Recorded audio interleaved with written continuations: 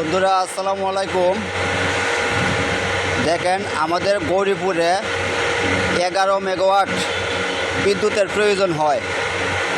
ইতিমধ্যে আমরা ময়মনসিংহ গৌরীপুরে 5 থেকে 7 মেগাওয়াটের ভিতরেই সীমাবদ্ধ থাকে।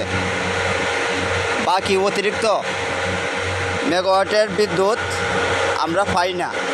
সেজন্যই 1 থেকে 2 ঘন্টা পর্যন্ত বিদ্যুৎ থাকে না।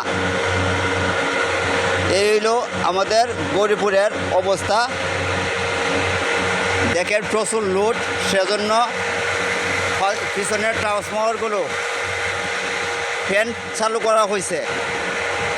তীব্র গরম, তারপর আবার ট্রান্সফরমারের মধ্যে ওভারলোড হয়ে গেছে।